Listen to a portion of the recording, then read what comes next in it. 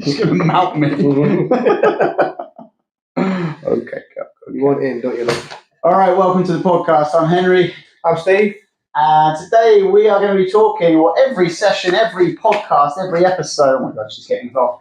We are going to be talking about training kids, about being a parent and trying to grapple and be a jiu-jitsu person, coaching kids, getting your kids into jiu-jitsu, and basically anything to do with children training, I'm reclining, and being a parent at jiu-jitsu. Something that's very close to our hearts, I'd say. Yeah, definitely. It's got its challenges, but it's definitely a labour of love, isn't it? Definitely. We've both got children. I've got 3 boys, and I run the kids program down at Gym 01 under Colin Howells. Yep, same here. As you can see, Henry's a black belt. That's not Newly fake. crowned. That's not fake news. I'm a fairly newly crowned purple belt. Very good, very good. So also under Colin Howells. Orange belt in judo, also under Mike Crane. Same. Very proud of that. Yeah, absolutely. A grueling grading session to get that. July the 28th, I believe. Was it? Wow. Hottest day of the year. I only remember that because my daughter's birthday as well. I somehow managed to get Pat to go out and do a judo grading on her birthday. From her. From her as well. Her. That is unusual. That is impressive. Mouth, that is impressive. Well, I'm literally being mounted. We could talk about how to grapple whilst the dog is present as well. That is a challenge. But yeah, we asked you guys for some questions to sort of guide us really as to, we've got some ideas about areas that we want to talk about in terms of, coaching the kids and parenting and the challenges that kind of provides. But we asked you guys for a few questions. We thought that'd be a good jumping off point, and a few of you responded, which was really cool. So we'll just jump straight into those and start answering those and see what happens. What age? So there's a couple of 2 Connors, weirdly, asked the same question. What age is the best age to start your children training in, let's say, grappling, not just jiu-jitsu? It's a loose term, yeah. I mean, you always have the rule of about 5-ish, don't you? I guess that I was thinking about this, and I think you could break this down, really. There's the best age, and then what is the minimum age that you could get them started? Yeah. And those 2 things aren't necessarily the same thing, understanding that. So I think we've fielded a few questions from like jiu-jitsu parents lately who train and then they want their kids to train. And it's like, the kids are like, maybe 3 or 4. And like when they're eager to get them down, which I totally get. We've both been in that situation. Absolutely. The reality is, I think I would probably wait till they're in like year 1. Every kid is going to be different. So you're going to get some who are like super good at listening. Yeah. They pick things up really quick, and you think, wow, this is like that.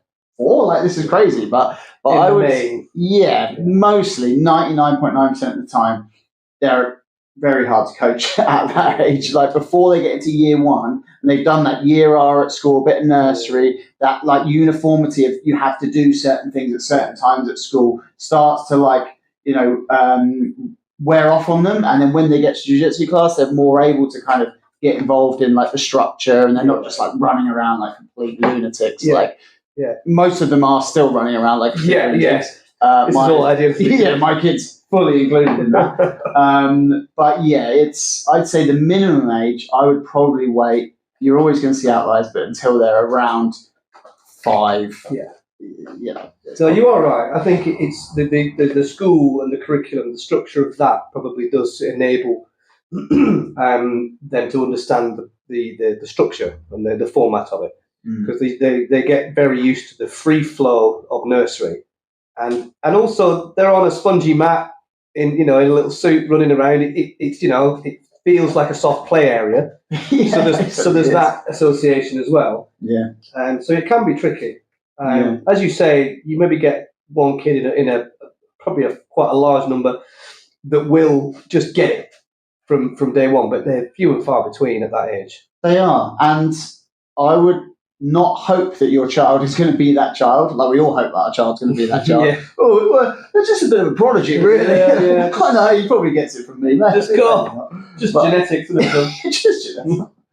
But it's so unlikely. And it's going to be the kid that no one will expect, and they just pick it up, and it is what it is. But really, have no expectations. If you do start your child at 5 or 4 or even younger, we've had kids before their 4th birthday come out. I say to the parents, literally have no expectations at all. No. if they line up when I tell them to line up, like they're doing well. Like they don't cry in their first lesson and they just get involved in everything. That's like a full win. Like they won't be able to do any of the techniques, most likely. They'll just about be able to, and I'm talking about like we're dumbing it down. Like, but at that age, it needs to be so dumbed down. It is really hard for them. So if they can just try their best and get involved, and other kids help them out, and they push them over to get them to do a forward roll, that's probably good enough. Like very minimal expectations. I'm going to stop there because the fucking dog started barking, so I'm letting her out. That's an experience of a dog owner, right? Isn't it? I'm off. I know it. But yeah, you're just getting them used to the environment, even at post 5. You're just getting them used to being on the mats, running around, taking direction, even things like the sideways jumps that we do. A lot of kids find it tricky to start with. It's like a shrimp. A shrimp's a really technical thing for a kid. The amount of times you're just like, no, your bum goes backwards. Okay. It's just so hard to teach kids to shrimp. It is so hard. If you are running a kids program or just about to start running a kids program, I would say like invest time and effort into breaking down shrimps into like 3 to 5 like regressed variations and building them up, because some, oh my God, it's just painful to watch. It's painful to watch. But like I said, you expect nothing. So if they get it first time, you're like, yes. But most likely you're going to have 10 kids in the room. None of them are going to get it. You better hope you're not there on your own. You need people to help out so you can break down into little groups and get it going. It's hard, man. It is hard. It's very. It makes you realise how technical the sport we love is, doesn't it? It's because we've just done an adult class just now, and it's. These are all new students, and a lot of them got it, but you can still see some people just like, what? So I go there. It's all very unnatural from the start, isn't it? Yeah. So as a kid, it can be even more challenging. But yeah, it keeps you on your toes, doesn't it? Yeah, that's for sure. And I think like the question that was asked was, what's the best stage for them to start training? So I would say 5 is like, for me, like the minimum age. Like we do start at 4, a lot come, but like I said, it's just soft play, basically. It's just daycare. We're just looking after them for an hour, and then their parents either sit there and have a coffee and just try and like sit in silence and stare at the wall like they've come back from war, or they go and sit out in the car and probably just like watch YouTube videos and Instagram videos, and we just look after them. But what's the best age? I'd say that's a different thing, really, and that's like a point of debate, really. There's probably a few answers to that. I think. I mean, the best age for a little kid probably 7 or 8, something like that, and then maybe you probably catch again in their early teens. There's probably some developmental like jumps that they do as they get older, but I think the issue is like, why do we want them to do jiu-jitsu?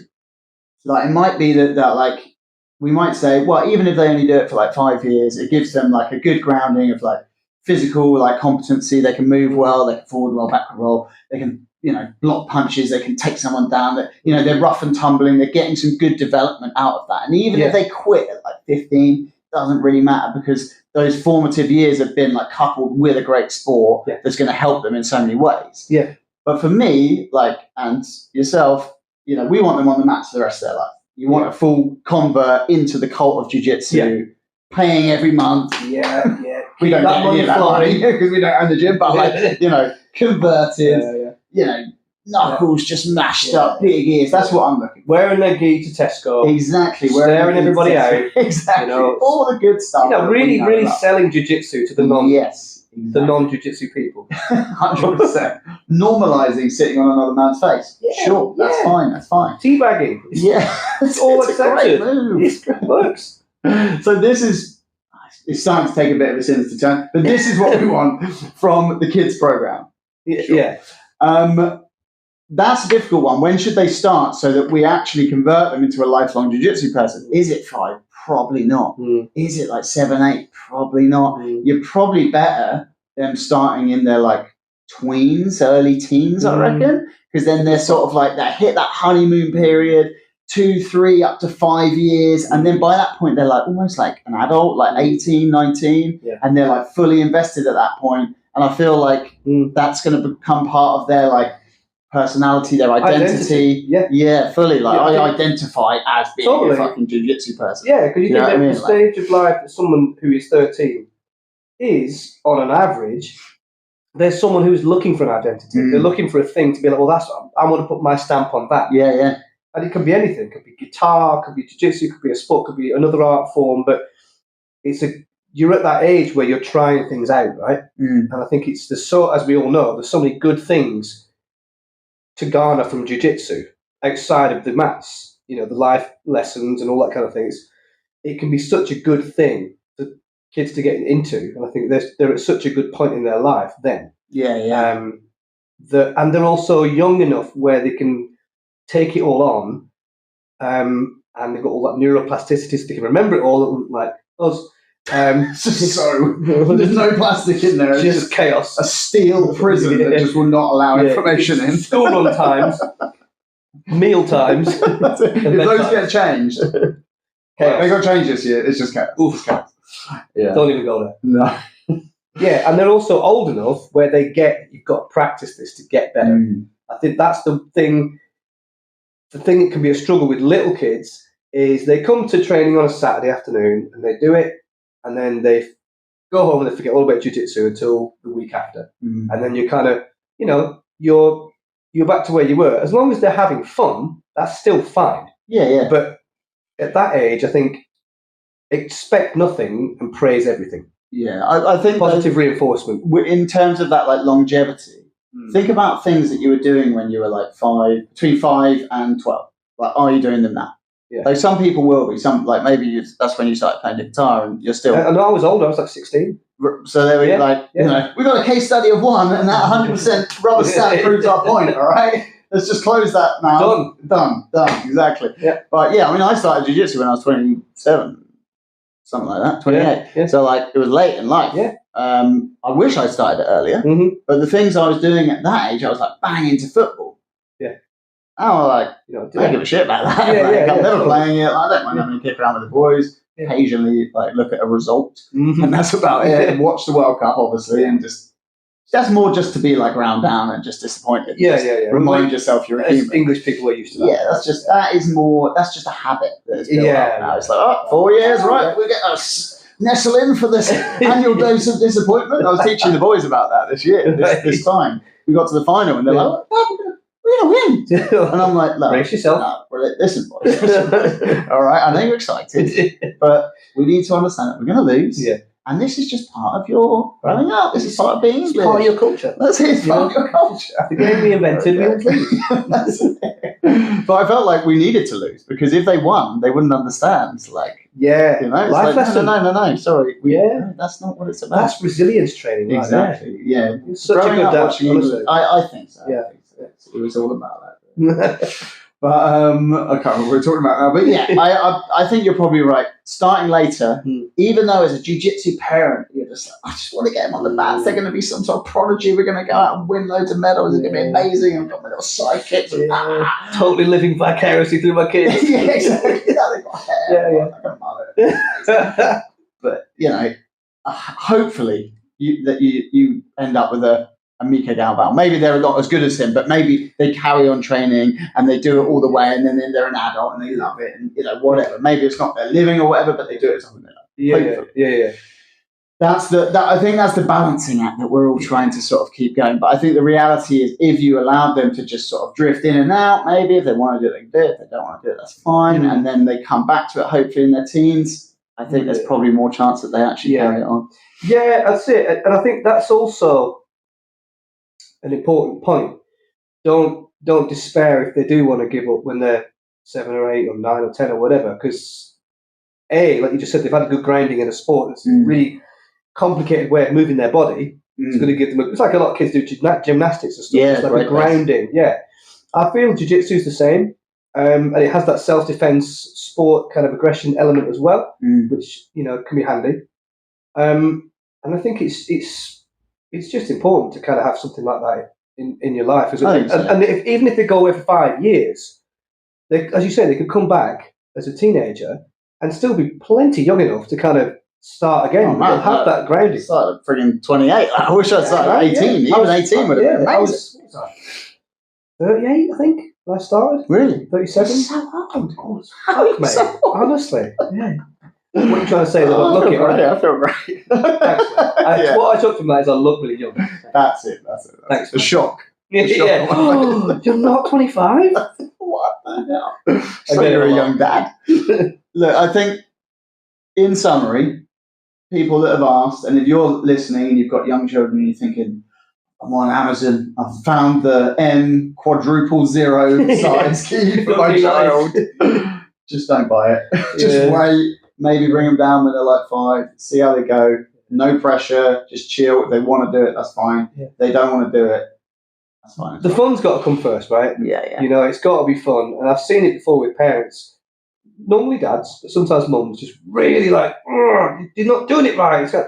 What you're doing there is you potentially making them hate jiu-jitsu. And as soon as they're old enough, I think as soon as they're old enough to be able to make their own decisions, they'll just fuck it off. Yeah. You know, which is not what you want. No. You want, not that you want them to stay for your own reasons, you want them to love it. You want them to have something that they're passionate about. And if, like we are, they're lucky enough where they're into our thing too, that's great. So my son is neurodiverse, and we have sort of sometimes, you know, not problems, but sometimes issues with him and motivation, and he sometimes messes about. He doesn't pick things up as quickly as his peers. But I try my best to sort of just make sure he's having fun. He's not disrupting anybody else most of the time. And that will either come or it won't.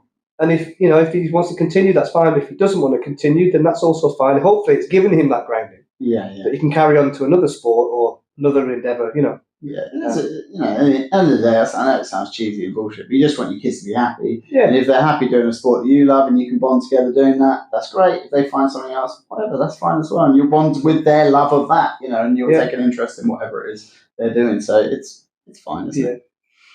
But I'd be, inside. Oh, dying. Deeply cut to the soul. Yeah, crying myself to sleep. But I'll never let them know. Maybe my dying breath, something like that. Yeah, write my letter.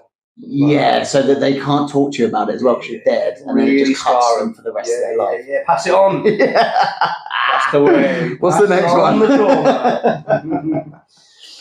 How to trick. This is a mixture with my shitty eyesight and your chicken scratch running. It's bad. How to train around school runs. Okay. Well, it's tricky, man. Tricky. I travel quite a way to the gym. You do a good trek. What is it? 50 minutes? 45, 50 minutes at least on a good run. But if I do an evening class, it might take me. Nova's trying to get back in. Dog's back. Stand by. It might take me an hour and 10. So I don't know. In a way, you could say it's easier for me and my wife because my jiu-jitsu's got to be scheduled. I didn't even come in. Right? Go on. Sorry. No, she just looked at you and walked off. Yes. Same with us. I think probably a lot of families have the same kind of thing, isn't it? It's got to be locked in. You've got so many things, activities. So for us, it's like I train 3-4 times during the week, and that is the same every week. And I'm just going, Yeah. It is. I think it's. People without kids are. Look, you are. Yeah, someone, I won't say the name, but he'll know when I tell the story, was sort of moaning about, I just can't find the time to come to training. I can only train like twice a week. And I'm looking at it thinking, dude, you're not even you're max 25, no kids, maybe a girlfriend, good looking guy, sure. You don't, and I just turned to a chap who was next to me in his 50s and I said, that guy has got no idea how much time he's got. Seriously, what is going on? And we just sort of laugh. But it's tricky, isn't it? I think around the school runs, especially if you need to be home to help out with the kids in the evening, sometimes that can take evening classes off the table. That can be tricky, if your wife works late or whatever, or husband works late or whatever. And then in the morning, if you're having to do the school run in this morning classes, that can be tricky. I know lunchtime classes are your friend, essentially. Yeah, and we live in find a gym who's got lunchtime classes and early morning classes, or even like a gym where you've got open mat time, you can just go in whenever you want. Like I know for me, when we moved back to Portsmouth, I was making a decision about what gym I was going to join, and I had started at another gym before I'd moved away, but their class timetable was very limited, and they do it in sports halls. Right. And I was working as a nurse, and I thought, if I'm working late, I can't train. Yeah. And that's not going to happen. Yeah. So I went to where we train now, Gym 01, because, and that was a lifeline. When I had my first son, the only training I got was like messaging people, being like, "Can you get an hour in here or whatever?" And that was it. Yeah. So I guess you've got to kind of look at where you're training, and at the end of the day, you're a customer. There's loyalty in jiu-jitsu, but there's also being a customer and thinking, at this point in my life, I need to train here because I need to train. I want to train. Yeah. Like, that's probably a bit of a controversial opinion, but like. Well, I don't know. I don't know. Especially at the beginning of your journey when you're a white belt. And so I remember, so like I said, I live about 50 minutes away from the gym. And I had a point as a white belt where I spoke to Colin, our coach, and I was training like on and off at a place nearer to home. It just wasn't very good. And it was like I was at a point where I needed to choose my affiliation sort of thing. But I was early enough where, Cole's the kind of, he's a very humble guy. He's very relaxed. Yeah, and he was just like, just at this point, it's just mat time. Just get as much mat time as you can. You figure that out later, which was such good advice. Yeah. Because I was able to kind of train at both without kind of pissing anybody off. Yeah. As far as affiliation goes, and it afforded me that ability to get a bit more experience before I decided to jump in and stay at Gym 01. But it's a tricky one when you're early on. It's just tricky with parents. I mean, good point. I mean, I very rarely make many evening classes. Because I'm far away, but also it's just, when you've got kids, the evenings are busy, right? Yeah. So we're daytime warriors most of the time. Yeah, I mean, I get to a few evening classes, but really that's just because I'm there coaching anyway. Yeah. So then I'd sort of stay on and do like the next class or whatever.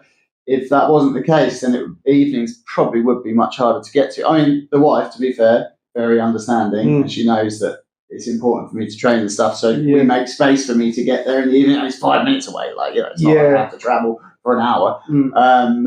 But yeah, I think to answer the question, it's you might have your home gym and you go there maybe once or twice a week and you stay in touch with your coach, but then it's having that like good conversation like you did and being like, I'm going to go and train at these other places because they work around my schedule. I'm not leaving the gym. I'm still affiliated. You're my coach. Yeah. But for me to get the development I want to get to and get the amount of training in, I just can't make, and these work with my timetable. Yeah. I hope that's okay. Yeah. And a good coach should understand that. And that should be all good. If there's a big problem there, again, I'd be looking at my affiliation thinking, I'm not responding to you who asked the question, not starting any beef. But I'm just saying, not yet. Generally I would be thinking, is this a good relationship, coach training relationship? Definitely, yeah. I'm not starting beef. Until we get to the shit. I was going to say, that's when the beef starts. It's a meat market right there. Steaks of beef. What's next? Do kids... Christ. You pissed me. It was one gin and tonic. Do kids find it hard to retain technique? So basically, one of our coaches from the gym said about, how do we find kids around that age of like 4, 5, 6? So the proper, we call them like the minnows. How do they like retain techniques? How do they pick up techniques? Because jiu-jitsu is very, like we sort of mentioned earlier, it's very complicated. And left arm here, right arm here, bend that, no straighten that, no shift your hips. Very unnatural. It's hard, isn't it? Yeah. Do they do a good job, I think. Again, it's about the expectation, isn't it? Yeah. What are you expecting them to do? You teach them an armbar 1 week. Actually, scratch that. We wouldn't teach the kids an armbar. Maybe from the top. Because that's quite easy. Yeah. Armbar from the bottom, absolute fucking shit show. Don't go there until they're a bit older. But like an armbar from the top, but I'm not expecting them next week to like come back in and just nail that. Oh yeah, I remember all the details. Blah, blah, blah. Maybe some of them do. Yeah. Right.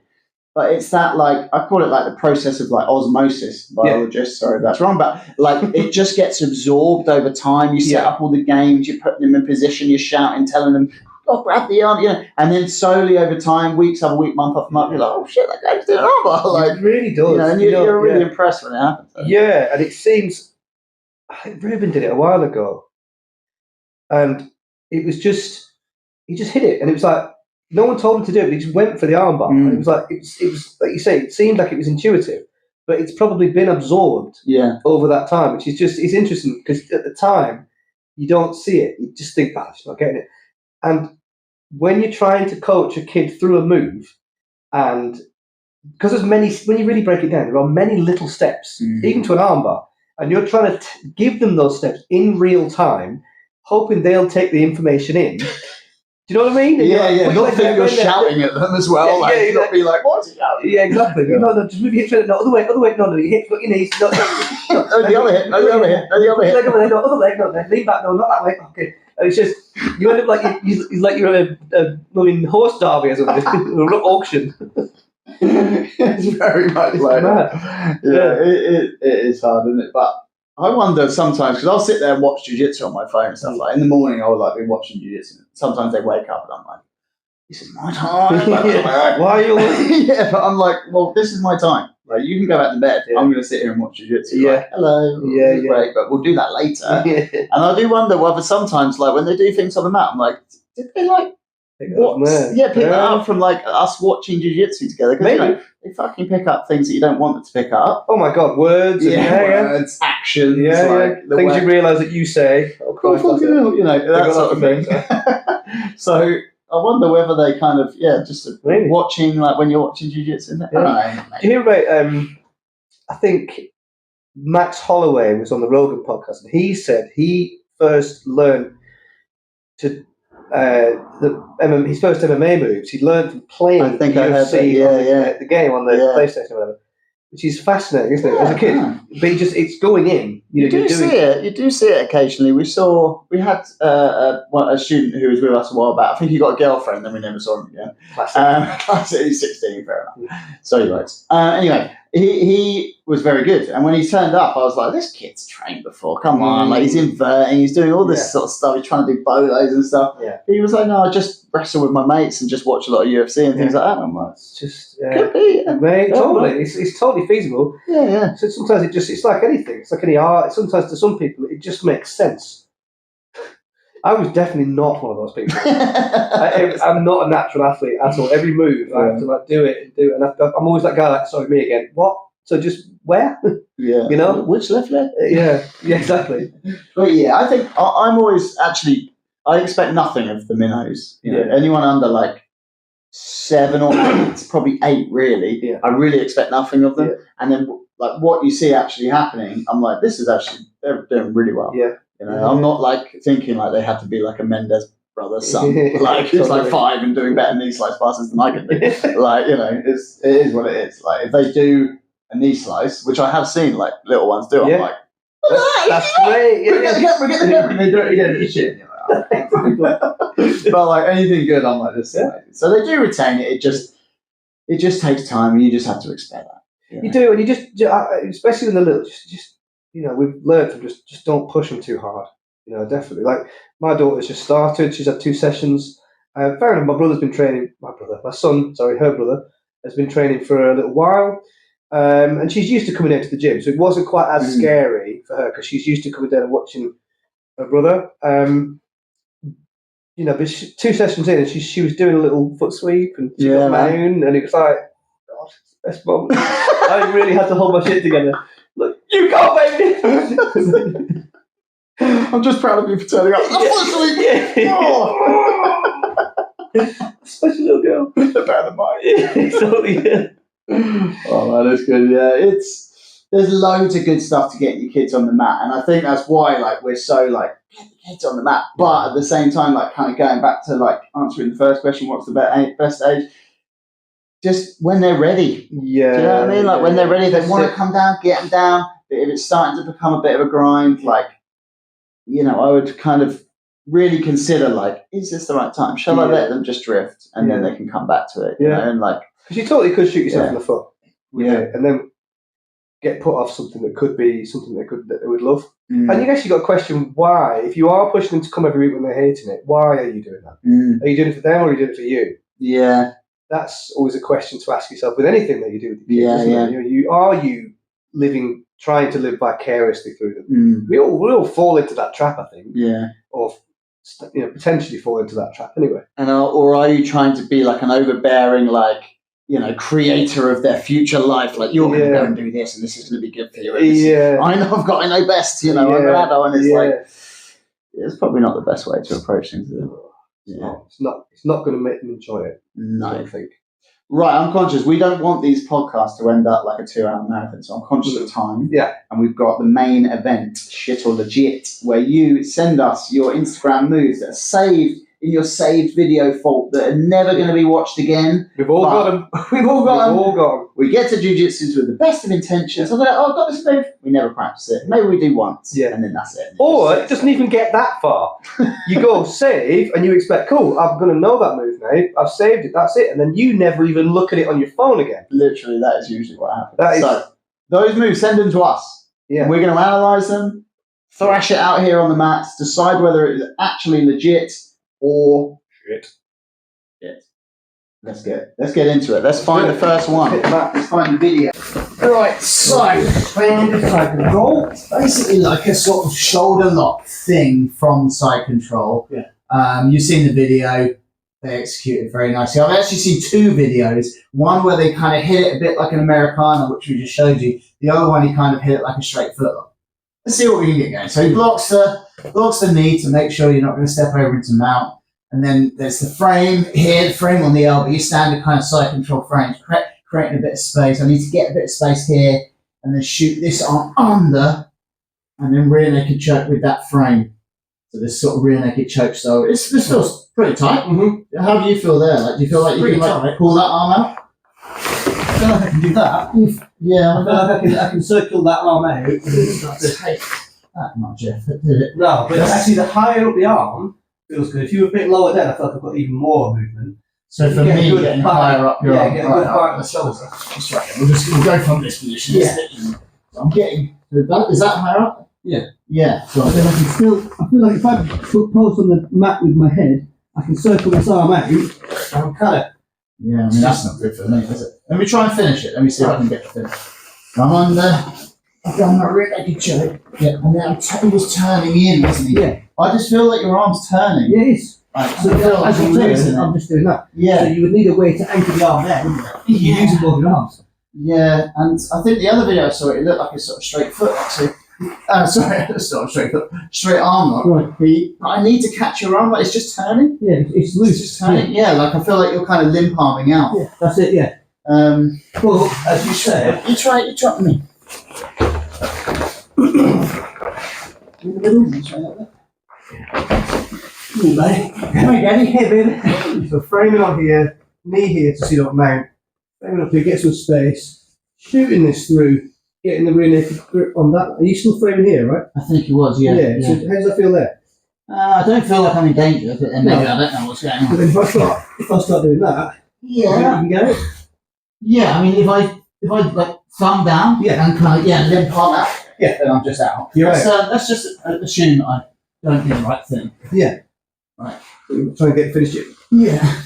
It's pain compliance at worst, isn't it? Yeah, it's like just squeezing the muscles, like squeezing my bingo wing, essentially. Yeah. So one might refer to it as my jacked horseshoe tricep. Of course. Maybe that's just you. Yeah. Maybe. But that is like, I don't know, you're across here. I'm not tapping to that. No way. Right, no way. It feels, at very worst, you're driving this into like some nerves here, but that's not tappable. Slide down towards the elbow a bit and imagine you caught me in a straight arm lock. Okay. So now we're starting to get into submission territory. Okay. Like if I don't move and you start like curling your top shoulder down to the ground. Yeah. Like rotating. Yeah. Oh, maybe not like that actually. But you know what? Felt that before. I'd probably be tempted to just. Yeah, into my partner. Yeah. But that isn't what the submission is. No. It's a totally different thing. And the video's doing it like an Americana, but I'm not feeling like that's going to work. And the straight arm lock, like you have to maybe, but I mean, I'm like, oh, go on, go down a bit, go down. Yeah, it's not going to happen. I know you could sort of make the argument that like every submission is like there's always a way out, isn't there? But let's try it on me. I'll try it again. But like I feel like it's a good position. Like feels strong. It's annoying, but as soon as I turn, you're turning your thumb down. Yeah. Like I feel like this could be a nice entry into an arm drag. Yeah. To come up and take the back. It would need to be a bait or a start of a chain, wouldn't it? Yeah, like the move on its own, it could be shit. I think it could be shit. Yeah, let me just have a look. So I'm here, blocking, I'm breaching, I'm coming in, I've got this, I'm trying to get that through. Yeah, I feel the arm drag come up.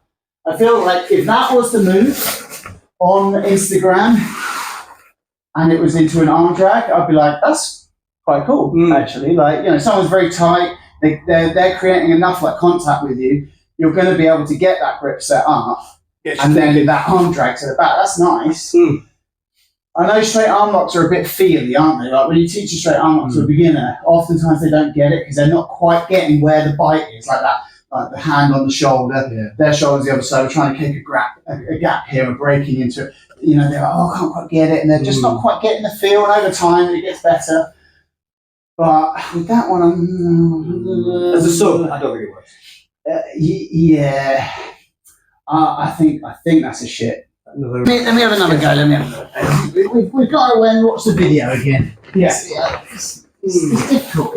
There's something there, but we're not just not getting it. So we've got the frame here, and I think if we catch it closer to the elbow frame, and I need to make sure that elbow's tucked in. All right, this definitely starts feeling like it's like a submission. And he says to go to sit his hips out and go belly down. But the thing is, I've got no control over your body. No, this is the problem. Like circling. Like if I had some control over your body, like maybe this would be better. Like we're certainly getting into a better position now.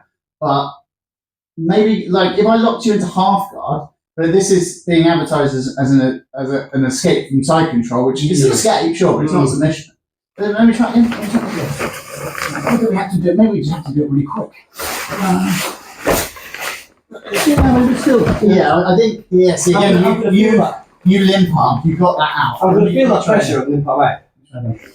What I have to do is capture your elbow. That's really like. I need to keep it bent, don't I? Hello. That was a straight arm lock, though. That wasn't the Americana. No. Are you going to hit that though? Like, I just feel the setup. You know, you're probably going to feel that coming on, and circle and limp arm out. So we just do it very slowly, and so I caught the perfect spot. Like I framed, I managed to catch your elbow, and then I managed to sort of get it before you turn. Once you start doing this, it's gone. It's gone. I managed to sort of catch you before you turn, and then just but even then you're like turning. So I think if you can get the inside bit of your elbow, so if you turn your thumb back this way, if I can attach your medial epicondyle to my sternum, I think I can get, so turn your elbow back, I think I can get like the straight arm lock like Americana. But it's so easy for you to just turn your arm. Like, and then it's gone. So again, we could go back to that arm drag. I think that's legit. I think we're taking a big steaming turn on that one. Sorry. Again, happy to be wrong. All right, if you're watching it, you're like, oh, they didn't do it right, fucking shit, they didn't do it. Send us a video, talk us through what we're doing. Teach us your ways of shit techniques. Turn it into a good technique. That one, I mean, I've never seen it in a competition, never seen any high-level guys do it. That's the gold standard. If it's a move that we have deemed shit and you can send us footage of it being hit successfully in the competition, even by like that blows our argument out of the water. Purple belt or something, you know what I mean? Like even by a purple belt or something. It doesn't have to be like high level competition. Like, you know, moves work, don't they? But, like, they don't have to work on like top black belts. But I mean, it helps if they do. But I'm sorry. I don't know who. I can't remember the name of the guy. Sorry, mate. Shit. Lead it on to somebody else. Maybe he can send us a video of it working. You know, come to the gym. Dojo storm us. I can do it. I'm up for it. Do it to everyone. Embarrass me. Get your camera crew in. Degrade. Break my fucking arm. Degrade me. Do it. Just do this for me. But it's probably shit. So thanks for watching and listening to our first jiu-jitsu podcast. It's fun. Hopefully you got some good stuff from that. We don't know what to call it yet. We haven't really got a name for it. Give us your submissions. We love being submitted. Send in your submissions. Come on, wordplay too. I mean, there's like a bit of a between two ferns, Zach Galifianakis thing. We could be call it either side of a fake gum plant. Around a singular fern. Around a singular fern. Or even get a woman called Fern and sit her in the middle. Just really intimidating. Yeah. But she says nothing and stares at the camera the whole time. He identifies as being an aunt. Yeah, identify as a fern. Yeah. Well, look, we're going to try and get one of these done a week. We're going to release the shit on the jits every week. Please send in your submissions. We had a few, so we'll catch up with those as we go every week.